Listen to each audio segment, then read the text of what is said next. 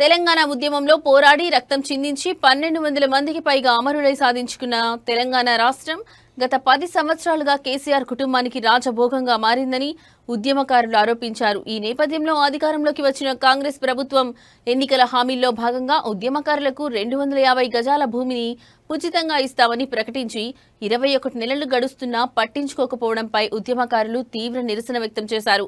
ప్రభుత్వ నిర్లక్ష్యానికి వ్యతిరేకంగా ఈరోజు వందలాది మంది ఉద్యమకారులు ఈసీఐఎక్స్ రోడ్లోని అంబేద్కర్ విగ్రహం సాక్షిగా పాదయాత్రను ప్రారంభించారు. ఈ పాదయాత్ర నాగారం మున్సిపాలిటీ మీదుగా కీసర రామలింగేశ్వర స్వామి దేవస్థానం వరకు కొనసాగింది. ఈ కార్యక్రమానికి ముఖ్య అతిథిగా హాజరైన ఉప్పల్ నియోజకవర్గం ఎమ్మెల్యే బండారి లక్ష్మారెడ్డి గారు జెండా ఊపి పాదయాత్రను ప్రారంభించారు. నాగారం మున్సిపల్ మాజీ చైర్మన్ కౌకుట్ల చంద్రారెడ్డి గారు ఉద్యమకారులకు సంఘీభావంగా పాదయాత్రలో పాల్గొన్నారు. ఈ ర్యాలీలో నరేందర్ రెడ్డి, యాదిరెడ్డి, సురేష్ రెడ్డి, రవి, నవీన్ చారి, రాము, తిరుపతి రెడ్డి తదితరులు వందలాది మంది ఉద్యమకారులు పెద్ద సంఖ్యలో పాల్గొన్నారు.